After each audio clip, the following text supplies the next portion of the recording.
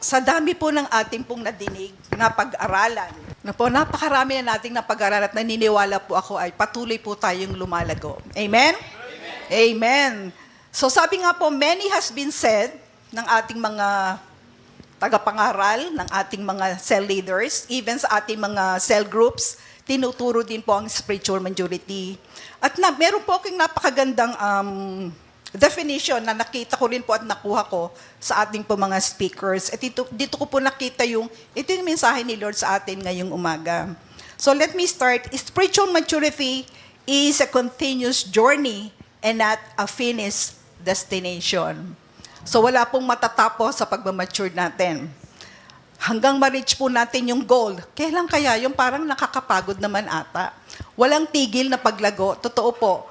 Sabi po ni Pastor Lou, andito po ba siya? Yung preaching niya po last Sunday, it is a decision. Ikaw ba ay magpapatuloy? Ikaw ba ay titigil? Ikaw ba ay magbabagal sa iyong paglago bilang Kristiyano? In another one, spiritual maturity is a lifelong pursuit of spiritual completeness, not an endpoint. Again, parehas lang po, walang katapusang paglago sa ating Panginoon. Kayo po ay nagsimulang bata. Kanina po yung huling-huling tinawag sa EGR. Tapos na siya sa Sunday school. Akala mo tapos ka na? Hindi pa. Umpisa mo pa lang yan. And siguro ako yung pinaka may edad ngayon sa ating congregation. Ako ata, I'm 68. Wala pong, sabi nga po ni Pastor Lou, hindi sa edad, hindi sa iyong nalalaman o narating, hindi sa kung ano, nasaan ka na ngayon, kundi wala pong katapusan again ang paglagong Kristiyano. And ito po ang pinakamaganda, no? Sa paglagaw pong Kristiyano, meron po tayong tinatahak. Bagamat wala pong katapusan, pero meron po tayong goal. May goal po ang paglagong Kristiyano. Hindi po tayo parang aiming on nothing, o yung po tayo ay bumabaril na wala namang tinatarget. Ang maganda po sa paglagong Kristiyano, bagamat mahabang proseso, actually endless, pero meron po tayong goal. And later po pag-uusapan po natin yan. So bago po tayo magpatuloy, meron po akong inihandang isang video. Yan, video. Sandali lang po ito, no? Brother Luke, pwede na po yung ating video. 1 minute lang po. In the world of Formula One, few names have etched themselves into history like Michael Schumacher. Born in 1969, this German racing prodigy redefined motorsport with his incredible skill, unyielding determination, and sheer will to win. Schumacher's breakthrough came in 1994 with Benetton, clinching his first F1 World Championship. He wasn't just a champion, he was a phenomenon. With 7 world titles, including 5 consecutive wins with Ferrari, he became a living legend in the sport. His aggressive driving style, his tactical genius, and his fearlessness on the track made him an icon. But it wasn't just about the wins. It was his relentless pursuit of perfection, on and off the track. In 2012, after 20 years of dominance, Schumacher made the difficult decision to retire, leaving a legacy that seemed impossible to surpass. But just 1 year later, tragedy struck. While skiing in the French Alps, Schumacher suffered a severe head injury, leading to a life-changing battle that would take him far from the racing track. The world held its breath as Schumacher entered a long, painful recovery process. For years, the racing legend fought silently, surrounded by his family, far from the public eye. Though the details of his recovery remain private, one thing is clear: Michael Schumacher's spirit never gave up. From the racetrack to his recovery fight, he's shown the world what true strength looks like. From the fast lanes of F1 to a fight for his life, Michael Schumacher's journey is one of resilience. His legacy is not just in the victories, but in his incredible will to overcome. Yan po ang istorya po ni Michael. Hindi po yung anak ko, Schumacher. Nakita po natin, it's not about winning, but it's about determination. No, napakaganda po. Yung last word niya, sabi niya, no, hindi siya nag-give up ng kanyang spirit. Mamaya pa itutul ko niyang kwento kasi medyo tahimik po yung naging buhay niya sa ngayon. So, ano po ang ating pong nais na matupad o ang ating poll ngayong araw na ito sa ating pong pag-aaral? Our aim for today, tignan po natin yung ating paglago. Tayo ho ba ay naituro po ni Pastora Bless ito nung Thursday? Pursuit? No? Paano po tayo sa Tagalog po na pursuit? Yung paghabol, yung pagtugis, yung paghahangad. Gaano na pa yung ating status ng ating pursuing the goal that God has set for us. Isa po yun sa ating goal. Nasaan na po tayo sa ating paglago ngayon? And I believe by the help of the Holy Spirit sa ating pong buhay ngayong umaga, makikita po natin, nasaan na nga ba ako sa paglago ko sa aking buhay, Kristiyano? Tayo po ba ay aware? Tayo po ba ay lumalago? Tayo po ba ay nagbabagal? Tayo ba ay bumibilis? No po, katulad po ng, again, sabi ni Brother Pastor Lula Sunday, hindi sa edad, hindi sa kung anong narating mo, hindi sa kung saan ka, ano yung mga kaalaman mo. So, as we go on, tayo pong lahat ay tumayo. Ang ating pong pag-aaral ngayong umaga ay matatagpuan po sa Philippians chapter 3, verses 12 to 16. Gusto ko pong basahin yung sa Tagalog. No po, ako ay isang Pilipino. No po. 12 to 16, gusto ko po itong basahin. Hindi sa nakuha ko na ang gusto ko, o perfect na ako. Ito po yung Pinoy version. Yan, di ba? Gustong-gusto ko po ito eh. Sana po bigyan ako ng kopya. Napatuloy ko po, no? Hindi sa nakuha ko na ang mga gusto ko o perfect na ako. Pero nagpupursige ako upang makuha ko ang prize kasi ito yung dahilan kung bakit ako tinawag ni Christ Jesus. Siyempre, mga kapatid, hindi ko iniisip na nakuha ko na ito. Pero ganito ang ginagawa ko, kinakalimutan ko ang past at nagfo-focus akong gawin ang best ko para sa darating na future. Thank you. Kaya tumatakbo ako diretso sa goal para makuha ko yung prize ng pagkakaroon ng buhay sa langit. Dahil sinagawa ni Christ Jesus, doon ako tinawag ng Diyos. Dapat ganito tayo mag-isip. Tayong lahat na matatag sa pananampalataya. Pero kung meron sa inyo na iba ang mag-isip, lilinawin ito ng Diyos sa inyo. Basta magpatuloy tayo sa direksyon na sinusunod natin hanggang ngayon. Tayo po ay manalangin. Dakilang Diyos, kami po ay patuloy na lumalapit sa iyong banal na trono. Salamat o Diyos sa iyong presensya sa aming kalagitnaan. We welcome you, Holy Spirit, as you continue to lead us, to teach us, to change us, to transform our lives today. Dalangin ko po, o dakilang Diyos, na ikaw po ang siyang manguna, ikaw po ang siyang magturo. Anoint my lips with your oil, Father God, and let your anointing flow from me towards our people, God. At kami po, dalangin po namin, hindi po kami lalabas sa dakong ito na dati pa rin, kundi merong pong pagbabago na iyong ninanais sa aming pong mga buhay. Muli, Panginoon, ang lahat po ng papuri, mataas na pagsamba, ay sa dakilang pangalan ng aming Panginoong Hesukristo, ngayon at magpakailanman. Amen! Amen! Hirap! Thank you, Lord. Bago po tayo magpatuloy, meron po akong in-invite na 3 member po ng Joy of Faith. Kasi kinakabahan ako, kaya kailangan ko po ng 3 kakabahan din. So, tinatawagan ko po sa ating harapan. Sandali lang po ito, mga 10 minutes lang sila. Less. Sister Rika, yan. Brother Topher, Sister Dan. Yan. Yan po yung ating mga butihing mga deacon and deaconess, at pong ating, kanina po yung nag-report sa ating worship. Alam na po nila yung gagawin nila. At ililid po ni Dan.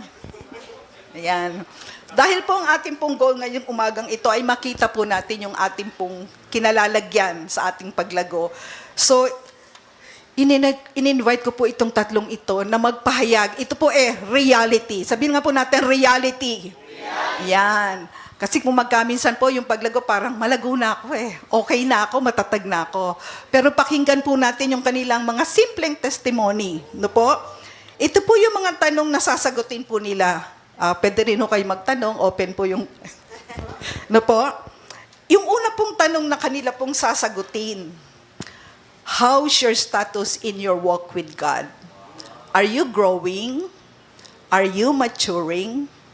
Is your growth slow or fast? Or is it stagnant or tumigil po? And what practices or activities that makes you motivate to grow maturely? And the last one po, if you realize that you are going slow or you stop in your growth, what do you think are the reason? Kahit ano po doon, pwede nyo pong sagutin. Kasi pag lahat po, kayo na lang. Ito po. Pakinggan po natin sila. Sister Rica. Yan pa ang ating buting chairwoman. Good morning po. Status po ng paglakad sa Panginoon, growing po. Yan, sa biyaya ng Panginoon. But I would not deny there are times I stopped growing. There are times challenging po talaga. And it's only by the grace of the Lord that we continue every day. What practices, activities that makes me grow maturely, it's, I believe po, yung patuloy pa ring surrendered sa kalooban ng Panginoon. Practices are yung daily habits po na tinuro sa atin really helps a lot. Yun po pala talaga yung kailangan natin. Amen. The Word of God every day.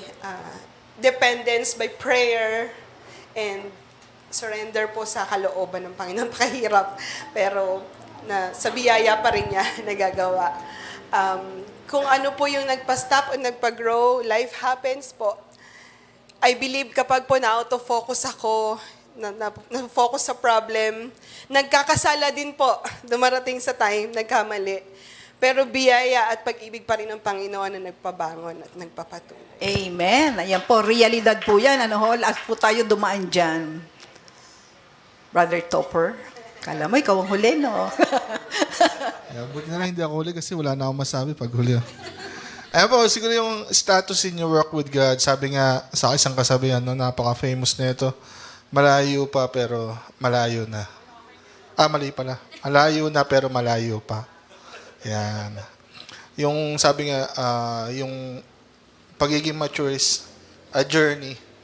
Hindi siya one stop na mapupuntahan mo agad.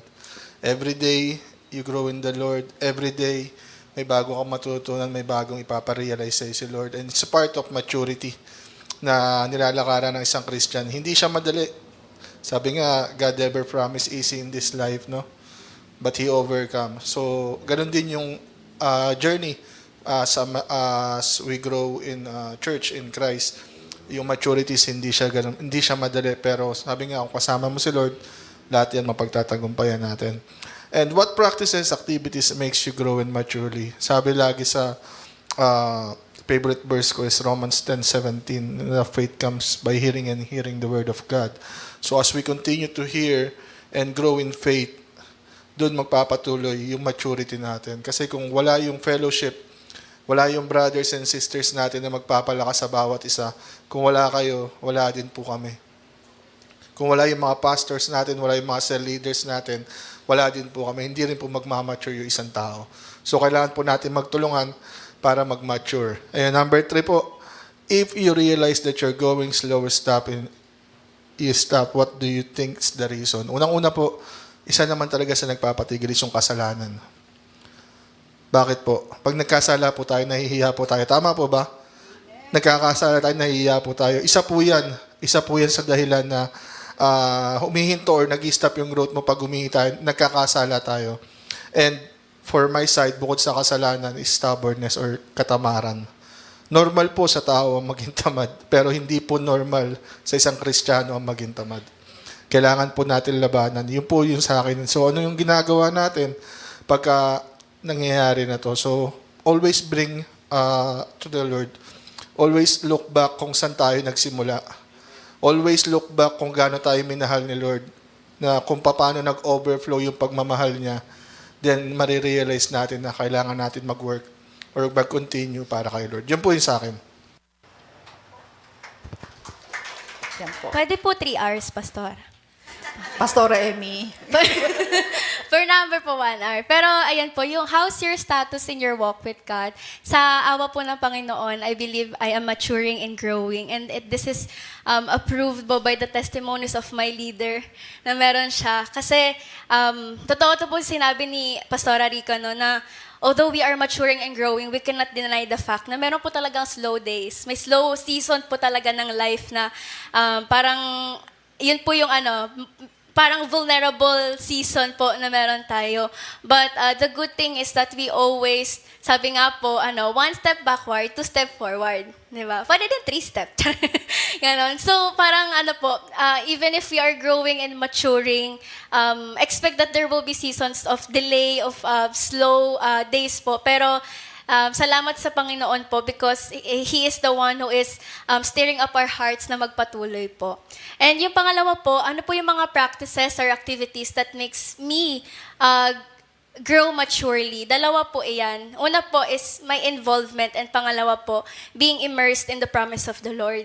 Pastor Roblesa po pag may camp, lagi niya po sinasabi na kapag pag may camp tayo, ganyan, may mga sessions, hindi lang po tayo parang participant, nakikinig. Dapat may involvement po tayo, may engagement po tayo kasi we need to be always expectant of the Lord. And if we are expectant of the Lord, kailangan meron po tayong ginagawa. Meron po tayong pagsali dun sa nais gawin ng Panginoon sa life natin. We need to always be involved. No? And bakit po being immersed in the promise of the Lord? Sabi po dun sa verse 14 na basa po natin sakto, yung word na goal, kapag po kasi naranasan na po natin yung goodness ni Lord sa life natin, alam na natin may tiwala na tayo sa Panginoon na yung mga susunod na araw na may pagsubok ako, alam ko po pagtatagumpayan ko pa yon. And yung goal na yon, yung pag-immerse natin dun sa promise ng Lord, it helps us be focused on that goal that the Lord is preparing for us. And pangatlo po, if you realize that you're going slow or stop in your growth, what do you think are the reason? Bilang estudyante po, sino pong estudyante? Pastor Benjo. Ayan, marami pong estudyante dito. Sa perspective ko po bilang isang estudyante, one major reason would be burnout. Kapag po nagpatong-patong na po yung mga gawain ng mga estudyante, no, minsan po, pag na-burnout na, lahat na ng iba nating ginagawa para sa atin is a burden. Tama po, di ba? Kapag yung usual nating ginagawa, dati very enthusiastic tayo, very passionate. Kapag burnout po tayo, para sa atin, suffering na yun, burden na yun, ganyan ang hirap ng gawin. And may ganun pa akong pattern before na kailangan ilaban ko po talaga yung burnout. And even to my disciples po, burnout, yung parang okay naman siya sa cell, ganyan, perfect attendance. Pero kapag finals week na, nawawala na siya. No, hindi na niya ako sinisin. Ganun po, no? But thank God because the Lord is always working in us. And yung burnout po, na-overcome po natin yan. No, kaya po tayo ngayon nagpapatuloy dito. So, ayun lang po. Maraming salamat po. Nadinig niyo po yung kanilang mga sagot. That concludes our service for today. Maraming salamat po. God bless you. Bakit ko po sila napili, no po, na pangunahan tayo sa ganitong mga testimony? It encourages us. Totoo po yun. Yung mga sagot po nila, totoo. Wala pong halong pandaraya, walang pagkukunwari, kundi ito po talaga yung nangyari sa buhay nila. At gusto ko yung sagot ni Brother Topher kanina, no? Yung pag-amin, no? Lahat po naman sila ay umamin dahil sa kasalanan, dahil sa katamaran, at hindi po exempted ang lingkod niyo po sa mga ganyang pagkakataon, sa ganyang rason. So, tungo po tayo sa ating pag-aaral ngayong umaga. Actually, pag gusto kong ituloy yung nangyari kay Michael Schumacher, buhay po siya. No po? But napakagrabe po ng kanyang pinagdaanan, especially nung siya po ay na-comatose. Comatose for 6 months. Grabing battle, naniniwala po ko, grabing panalangin, pero ang pinakahuli pong sinabi niya doon, yung kanyang pagpupunyago, yung pursuing na bumalik. Unang-una po yung kagandahan ng kanyang pangat. Hindi na po siya bumalik sa racing, no po? Pero yung pagpapatuloy po ng kanyang pagiging racer nandun, ang ginagawa niya po ngayon according to the story na nabasa ko, siya po ay nagsasay ng mga helmet. Pagka may mga event po, andun pa rin po siya. Talagang very encouraging yung naging buhay niya and it motivates people to do more. Kaya po ngayong umaga, tayo po ay magpapatuloy sa paglago. So puntahan po natin yung ating pong teksto ngayong umaga. Tingnan po natin yung, sino ho bang sumulat ng Philippians? Sino ho? Si Paul. Yan ako, gagaling talaga ng mga taga Joy of Faith. No po?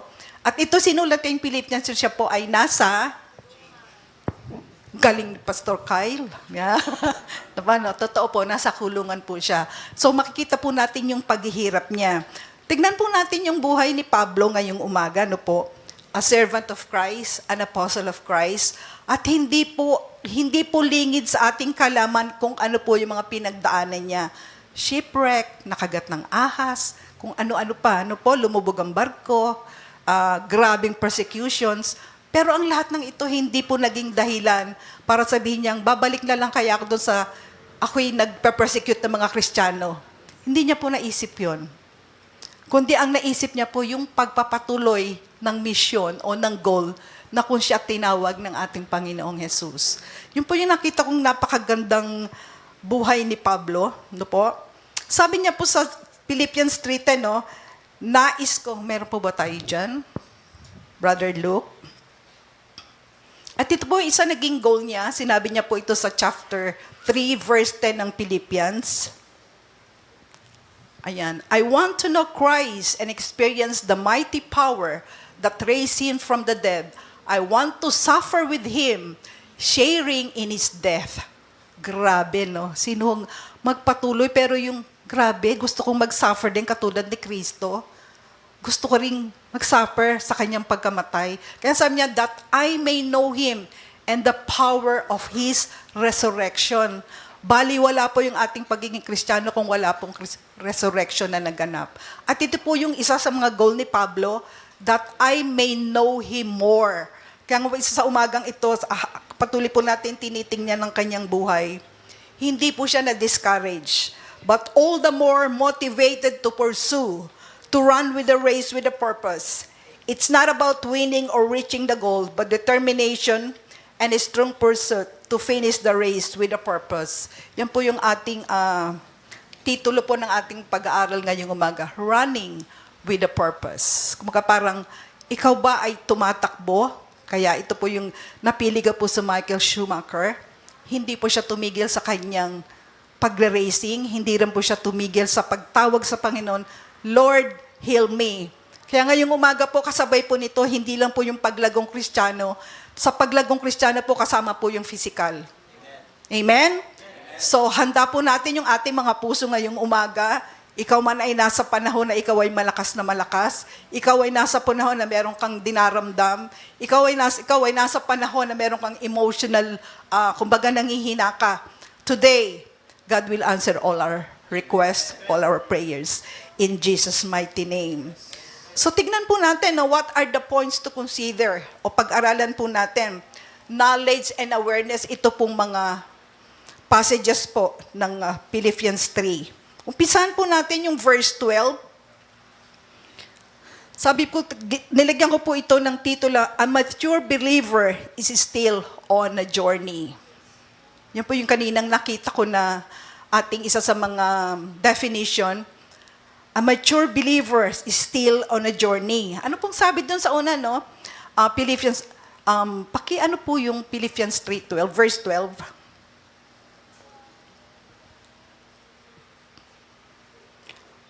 Ay, sabi po ganyan, yung umpisa, no? I don't mean to say that I have already achieved these things or that I have already reached perfection.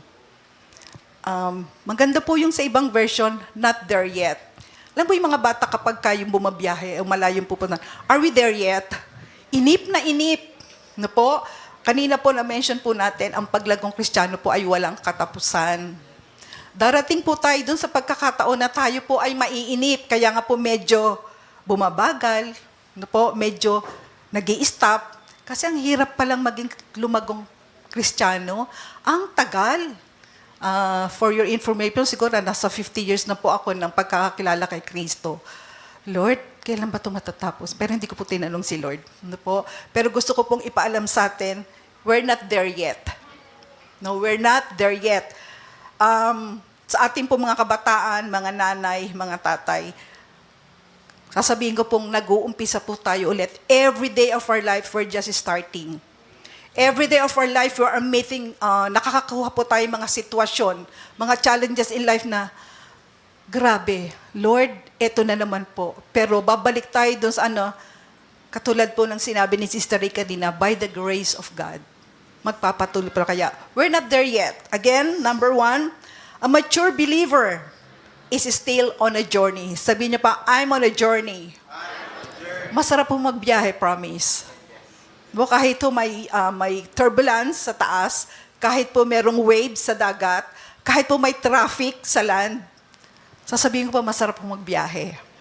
Why? Sa pagbabiyahe po natin, hindi lang naman po puro pinapawisan ka sa grabe yung traffic, hindi naman po nahihilo ka sa turbulence, o hindi po yung nagvavomit ka kapag ka umuuga yung barko. Ang masarap po na you see different things. Kapag po tayo itumingin sa labas, kapag po tayo itumingin sa katabi natin, and I believe meron po tayong natutunan. Same thing with the Lord. As we continue on our journey, marami pong bagay na itinutuso si Lord at yan po yung magpapatatag sa atin bilang mananampalataya. Kung titingnan po natin yung verse 15, sabi sa mga matatag na mananampalataya. Siguro meron pong 7 o 8 versions po ng Bible na tinignan ko. Ito pong ginawa sulat po ni Pablo, ito po ay nakatuon sa atin sa mga matatatag na mananampalataya. Ang hirap. To the matured Christians, ano po? No? Kaya naniniwala po, in this room, lahat po tayo maturing Christians. Amen? Amen. Let's move on po. Pangalawa pong bagay, a mature believer know how to forget or leave the past behind. Ang hirap po nito. Bakit po? Lalo na po hindi po natin makalimutan yung taong nagkasalata atin 20 years ago. Hindi po natin makalimutan nung grade 1 ako, 10 medalya ang natanggap ko.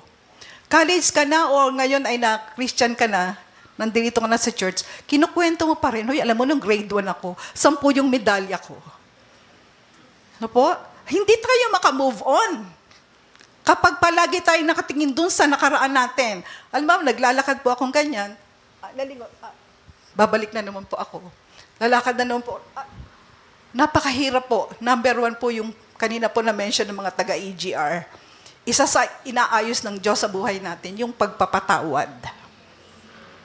Mahirap pong lumago kapag po merong nakaharang na unforgiveness. Ano po?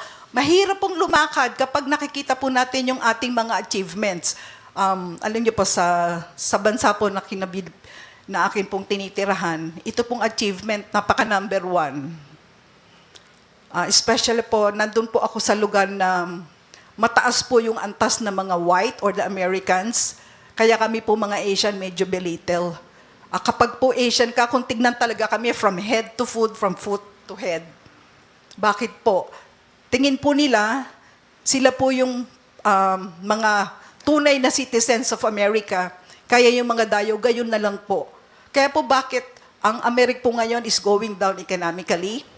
Kasi lagi nilang sinasabi, dapat ang Amerikano ganito, dapat ganito, dapat kami lang.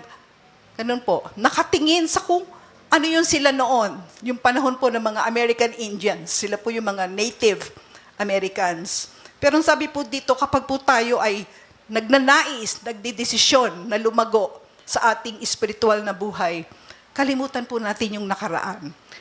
Iba po kasi yung remembering and dwelling. No po? Halimbawa sa mag-asawa, hindi po yung istorya, historical. Hindi po historical, kundi hysterical. No po? Hindi po pala baliktad. Hindi po hysterical, historical. Ikaw naman, Benjo, hindi mo naman ako sinundo eh. Nung nakaraang buwan sabi ko sa iyo, ganito, nakaraang buwan pa pala yun. No po? Dito, young people, anong magandang example dito ng pagtingin sa nakaraan? Grabe yung grades ko. Nung first year ako, 95 ako eh. Ngayon, 105. Grabe, no? Hindi makalimutan na 95 lang pala siya nung freshman. No po? So, merong pagkakataon po na itong mga nakaraan, whether ito po ay kasalanan, whether ito po ay accomplishment or achievements, it blocks our road going forward. Kaya po dapat iklaro po natin yung ating dadaanan sa ating paglago. Kalimutan po natin. Pwede po tayong i-remember. Pero wag pong dwelling. Magkaiba pong bagay. Ito po madalas kong sabihin to sa aking kapatid. Hindi ko mabangatin sinong kapatid kasi andito po silang lahat. No? It's okay to remember, but don't dwell on the past. Let's move on. That's number 2. Mabilis ako. Kasi gumaganon-ganon na yung oras dun sa taas. Nakakatakot. Pangatlo pong bagay. A mature believer is looking forward, is training the future. Hindi po ito one-time approach. Hindi po itong araw na to ako'y lalago. No po? Itong araw na to ako ay, merong nadagdag sa aking antas. Itong araw, hindi po. Maaaring po yung ating, na-mention po ito ni Pastor Emma, the very first teaching po ng spiritual maturity, yung stages. No po? Lagi po tayong forward, hindi po dapat tayong nananatili. Actually, sinabi rin po ito sa verse on Hebrews, iwanan natin yung mga elementary teachings. Actually, dumating yung, I think, couple of months ago, na tayo po ay bumalik sa basic. And just to remember, hindi po tayo nag-dwell. Pinaalala lang po sa atin na baka po tayo nakakalimot sa mga basic teachings po ng ating Panginoon.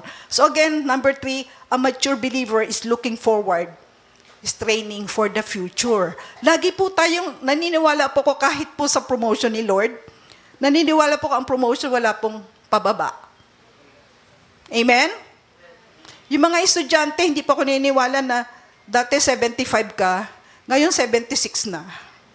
Ang sakit, no? Hindi po ganun si Lord. Ano sabi ni Lord, pangako niya sa atin?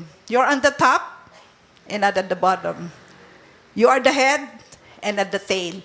Increasing palagi. Pero yun po ay nakafocus po tayo on the future.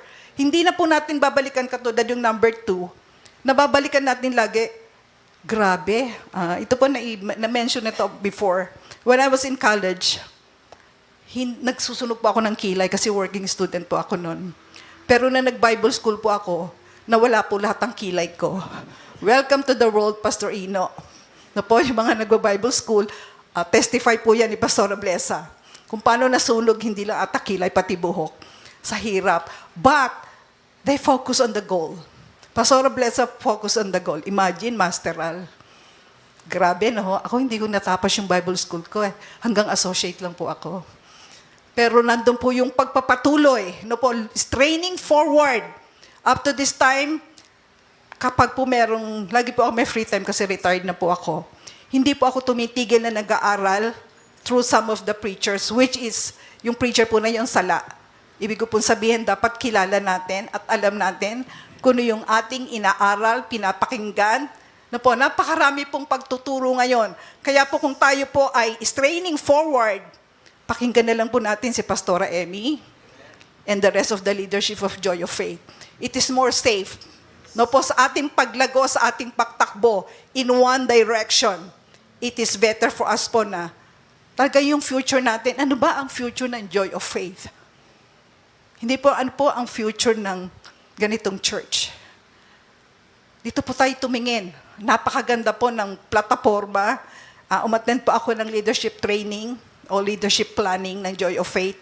Grabe yung plano for the next year. Year 2026. Wala pa ako dito pero grabe yung excitement ko. Ito na pala ang nararating ng Joy of Faith. Way back, how many years? 28 years. No po? Ito na pala ang nararating and I'm happy every time po na umuwi ako, I see different people, different faces. Kasi kung hindi ko po nakakita ng bago, walang kwenta ang Joy of Faith. But I believe by the grace of God, tayo po ay sama-samang lumalago sa ating pong Panginoon. Amen? Yan. Pang-apat po, a mature believer know his goal and purpose. Ano ba yung ating goal? Ano ba ating purpose sa paglagong Kristiyano? Nabanggit po yan sa ating text. Philippians 3:14. I press on to reach the end of the race and receive the heavenly prize for which God, through Christ Jesus is calling us. I press on to reach the end of the race and receive the heavenly prize for which God through Christ Jesus is calling us. Ano ho ba yung goal na yan? Na-mention po ng ating mga tagapagturo, ano po? To be Christ-like.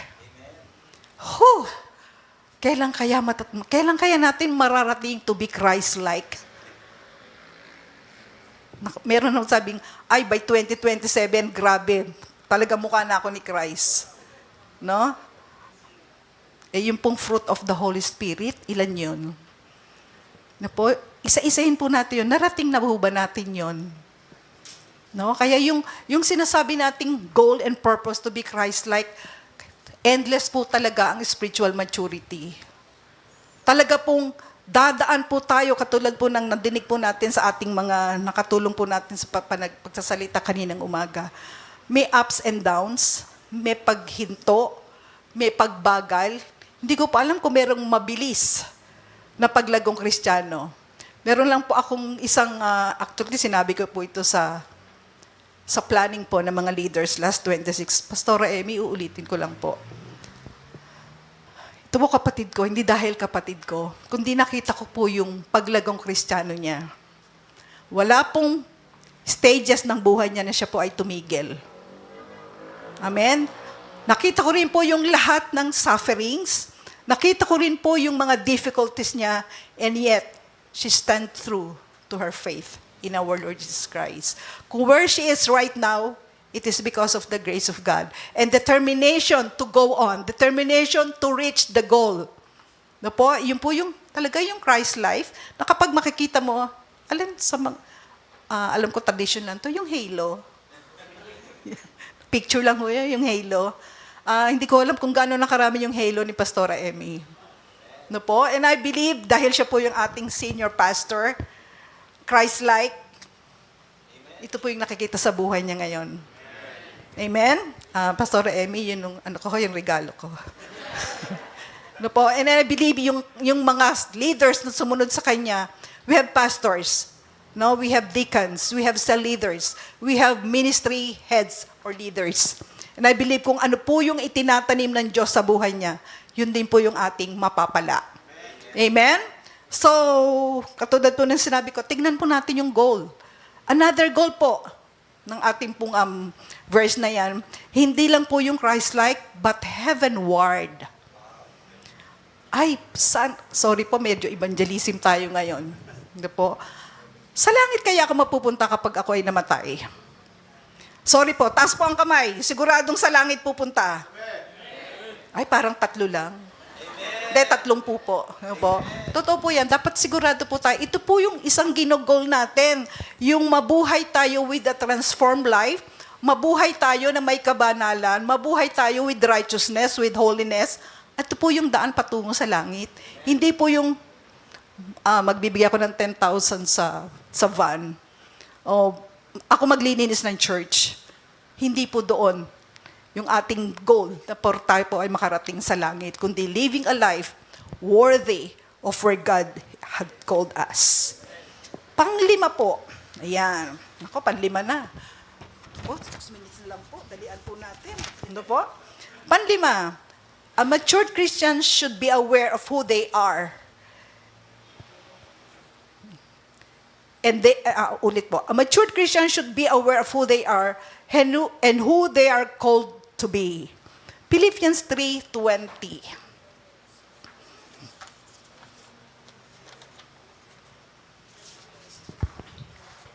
Ayan, ito po yung ating, dapat alam po natin to. Should be aware of who they are. Ako po, 3 po yung citizenship ko. Mamaya po sabihin ko bakit to. We are a citizen of heaven where the Lord Jesus Christ lives, and we are eagerly waiting for Him to return as our Savior. Isa po ito sa ating ginogol. No po, hindi goal. Ito po yung isa na dapat alam po natin. We are not a citizen of this world, but we are a citizen of heaven. No po, kaya po yung sabi po sa Romans 12:2, no? Be ye not conformed to the world. Stranger lang po tayo. Tayo po ay nakikiraan lang sa mundong ito. But our real citizenship is in heaven. Kaya po yung ating mga prinsipyo, yung ating kaisipan, yung ating pong pananaw sa buhay, heavenward po. Ito ho ba ay kalugod-lugod sa harapan ng Diyos? Ito ba ay katanggap-tanggap? Ito ba ay pleasing? Sabi po sa Romans 12:2. No po, do not be conformed. Kasi po hindi po tayo taga rito. We are just passing through. Kanina po nasabi ko, 3 po yung citizenship ko. I'm a Filipino citizen. I'm an American citizen. And at the same time po, I'm a citizen of heaven. Yun po yung pinaka-importante. Ay, 4 na pala. I'm a senior citizen. Diyos, Pastor Ino naman, tinawanan pa talaga ako, no? Sadyang kinalimutan. Totoo po yun, no? Sa lahat po ng citizenship, di po yung the best. We are citizens of heaven. So know who you are and know where you're going. Alam niyo kung saan kayo nakatira. Pero wag muna ho ngayon, ho. Kasi may service pa, tsaka may anniversary pa, tsaka marami pang mga mangyayari, no po? Kailangan makita pa po natin yung van na bibili ng Joy of Faith. Kaya let's look forward, but be sure, sa ating pong paglagong Kristiyano, alam po natin kung sino tayo, where we belong. Meron pong commercial nun eh. Akto sa church po namin na inaantinan ko sa US. Pagpasok po, you belong here. Ang ganda po, di ba? Magandang paanyaya. Welcome po doon po sa ating mga bisita ngayon. Hindi lang po welcome, you belong here. Amen? Sige po, nakalima na po ako. 5 po, ayan. May pang-6 ata. So kanina po nasabi yung conclusion, tsaka yung motivation, tsaka yung application, nabanggit na po nila eh. Parang, ay natapos na ata pala nila yung lesson. Pero nakakatuwa po, no? Kasi napakalaking tulong. Mga preachers, gayahan niyo po yung style ko. Joke lang po. Pero napakalaking tulong na tayo po ay nagkakaisa as we share the gospel, as we teach the gospel. Na isa lang pong pagpapakita na hindi lang po yung mga pastor or deacons or cell leaders ang lumalago, kundi bawat miyembro. No po? Bawat isang miyembro na narito, congratulations to us, tayo po ay lumalagong Kristiyano. Amen? Hindi pa po ako tapos. Meron pa po akong, 3 minutes na lang po. Ano po? 3 minutes na lang daw po. Anyway po, sa ating pong pagkakonclude ng ating pong pag-aaral, umaandar yung aking pulpito.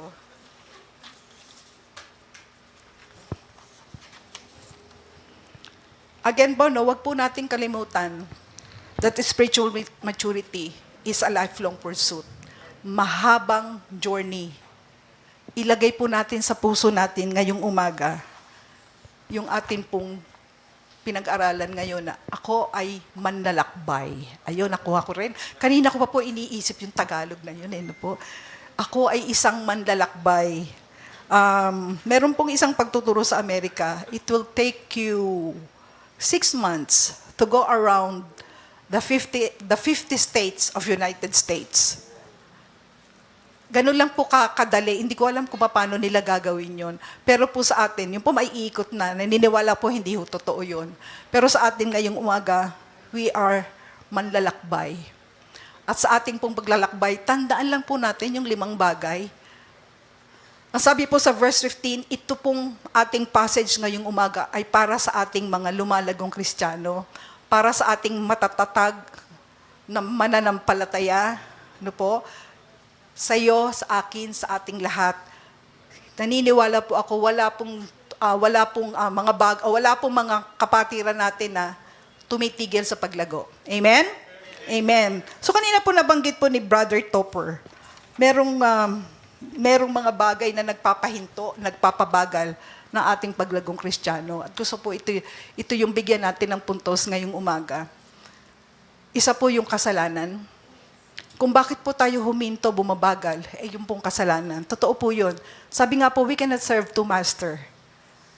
Wala rin pong gray, black and white lang po. Kaya kung gusto niyo ng white, white lang. Kung gusto niyo ng black, black lang po. Kung gusto niyo ng Diyos, hindi po pwedeng merong ibang kasama ang Diyos. Our God is a jealous God. Our God is a jealous God. So yung pong number 1 na kung bakit tayo po ay bumabagal o humihinto o naging stagnant. Actually, hindi lang stagnant. Pag sinabing stagnant, marumi yun eh. Yan po ay dahil sa kasalanan. Nabanggit din po ni Brother Topher kanina, stubbornness. Gusto ko pong tignan yung Hebrews 5. No? Hebrews 5.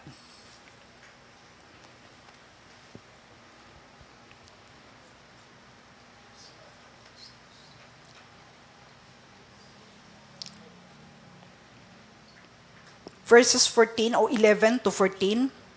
Sabi po dito, we have much to say about this, but it is hard to explain because you are slow to learn. In fact, though by this time you ought to be teachers, you need someone to teach you the elementary truths of God's Word all over again. You need milk, not solid food. Anyone who lives on milk, being still an infant, is not acquainted with the teachings about righteousness. Last verse. But solid food is for the mature, who by constant use have trained themselves to distinguish good from evil. So meron pong tatlong bagay na nakita rito bakit po tumitigil, bakit po bumabagal yung ating paglagong Kristiyano. At hindi po ito yung kalooban ng Diyos. Ang nais po ng Diyos ay lumago tayong nagpapatuloy. Number 1 po, slow to listen. Ang dami po nating naging aral from the very start, no po? Brother Luke, bigyan nyo lang pa ako mga 10 minutes more. No? Iba po kasi yung nakinig sa nakikinig o yung hearer sa listener. Katulad po dito, naniniwala po lahat po tayo ay nakikinig. Hindi lang po narinig. A lot of things has been said, has been taught in this pulpit about Christian maturity. Pero naunawaan po ba natin, yung pong ating narinig, ito ho ba'y ating dininig? Ibig pong sabihin na listen ba natin? Pag sinabing listen, may kasamang understanding. Isa po yung kadahilanan kung bakit nagiging slow yung ating paglagong Kristiyano dahil po mabagal po tayong umintindi. Siguro po kailangan po natin ng maraming panlinis. No po? No? Kailangan nating maligo para po maging malinaw lahat yung ating nakikita, yung ating nadidinig. So let us not be slow in our learning. Ito po yung pangalawa, it's hard to live with a transformed life with Christ. Napakahirap po, katulad po mention natin kanina, isa sa mga kadahilanan kung bakit tumitigil o bumabagal ang paglagong Kristiyano. Dahil po hindi natin matanggap yung mga katuruan, lalo po sa buhay na merong kabanalan. Ang tingin po natin kapag ka naging Christian ka, ang daming bawal. Bawal ito, wag mong gawin to, especially young people. Welcome to the world. No po? Ay, grabe, hindi ko na pwedeng palampuntahin yung barkada ko. Hindi ko na pala pwedeng tumambay. Hindi pala ako pwedeng magsalitan. Ang dami pong bawal, pero hindi po totoo yun. Kasi ang nais po ng Diyos ay mabago po yung buhay natin. Sabi po 2 Corinthians 5:17, if anyone be in Christ, he is a new creation. The old has gone, the new has come. No, may pagbabago pong dapat na makita po sa atin. Ngayon kung wala po, hindi po nating matanggap. Kaya sabi po ni Brother Topper kanina, faith comes by hearing and hearing the Word of God. As we continue do our devotion, as we continue to attend services like this, as we continue to, yung pagmamature po natin, meron tayong mentoring, meron tayong soul classes, life class, and a lot of things. Kung hindi po natin itong kayang tanggapin, babagal po o hihinto po yung ating paglagong Kristiyano. Baka po bumalik tayo kung saan po tayo nanggaling at napakahirap po. Pangatlo pong bagay, and this is the last, is still staying in a place of or company of slow learners or yung mga hearers. Tignan po natin yung ating mga kasama araw-araw, especially if you're working, especially if you're a student. Yung pamilya po, yung mga nanay, tatay, medyo ano po tayo dito sa ating company. Pero po yung social media, grabe po yan na company. No po, kahit hindi po tayo hinahire po natin yung sarili natin to all the social medias. Nandun po lahat yung mga bagay na kung saan nag-i-stop po para po tayo ay lumagong Kristiyano. No po? Kaya po tignan po natin, no, do not be deceived. Sabi po sa 1 Corinthians 15:33, be not deceived. Huwag po tayo magpadaya sa ating pong nakikita, sa ating pong nadidinig, maging sa ating nararamdaman. Ay, grabe, sa Joy of Faith, ganito eh. No, yung katabi ko sa Joy of Faith, ganito siya, pero bakit ganito? Ang dami po nating mga haka-haka, ang dami po nating ina-assume Pero babagal po o hihinto po yung ating paglagong Kristiyano kung ating po mga kasama ay hindi po iisa ang ating pong sinasampalatayanan. Ano po? And sa ating pong pagtatapos ngayong hapon, nais ko pong ang lahat po ay magtungo ng ating mga ulo.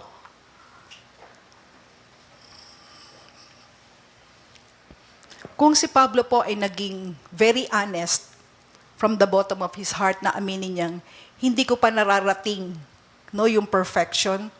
Ganun din po na pagtuunan po natin sa pag-aaral ngayong umaga. Tayo po ay nasa journey. Kung ikaw kapatid, aware ka, ano yung status mo ngayon sa Panginoon?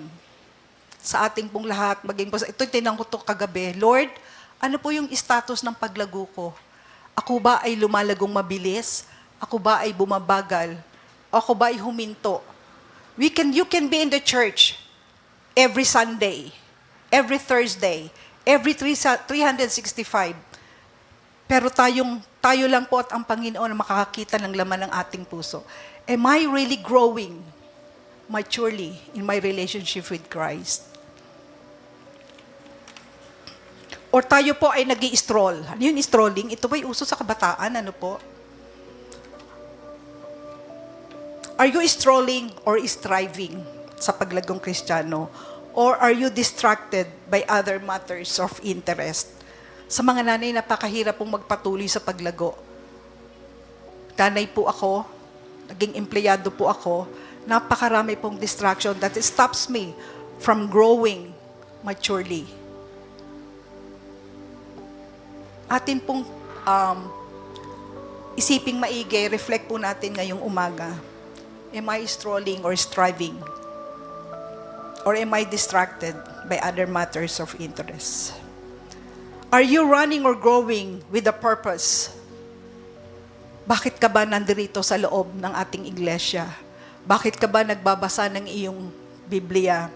Bakit ka ba nagbibigay? Bakit ka ba nagsiserve sa ministry? What is your purpose?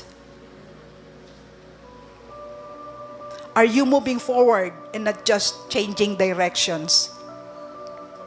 Are you continuing or serving because you want to know God more sa iyong buhay or towards your goal? Are you holding on to the truth you have attained? Ngayong umaga po, while striving or moving forward for more, don't forget all the things na ating pong natutunan mula pa sa umpisa. Dahil meron pa pong karagdagan. And ngayong pong umaga, nais ko po tayong sa harapan po ng Panginoon maging very honest. Wala pong mga matang nakatingin, lahat po ng ulo ay nakayuko. Kumusta po ang paglagong Kristiyano? Isa pong tanong, ikaw ba, ako ba ay lumalago?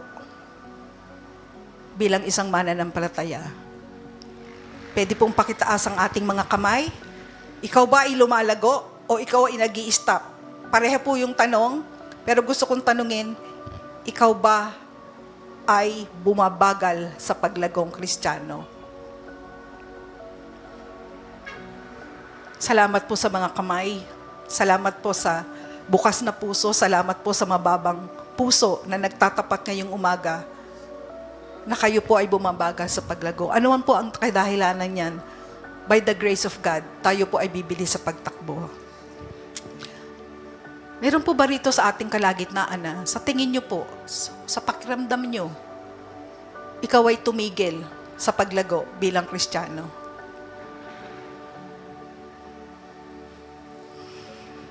Salamat po sa mga kamay na yan.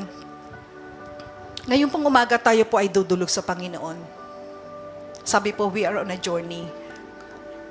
Sabi po sa Micah, ito kanina ko lang po nadinig, meron po akong pinapakinggang preacher. Ito po yung kanyang topic. If you think you fall, get back up.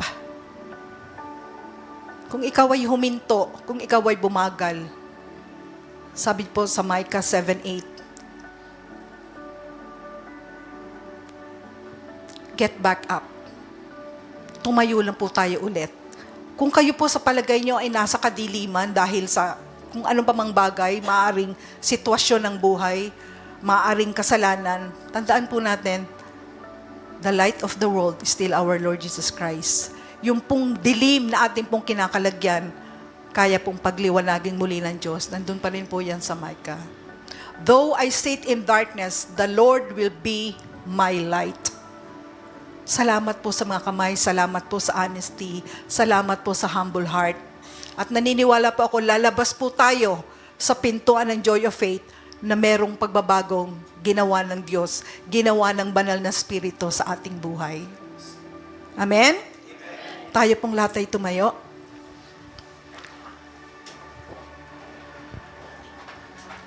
Doon po sa mga nagtaas ng kamay, salamat po.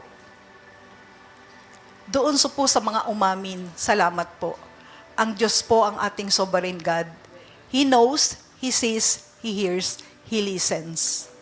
Lahat po ng inyong nasa ating kalooban ngayong mga oras na to, ang ating pong Panginoon ay nasa ating kalagitnaan. Amen? Siya lang po yung nakatutunghay ng katotohanan. And sabi po, always, you shall know the truth, and the truth shall set you free. Kaya nga po nga ito, naniniwala po tayo po ay pinalaya na ng Diyos. At tayo po ngayon ay sama-sama sa journey. No? Running a race with a purpose. Tayo po ay manalangin. Dakilang Diyos, salamat po.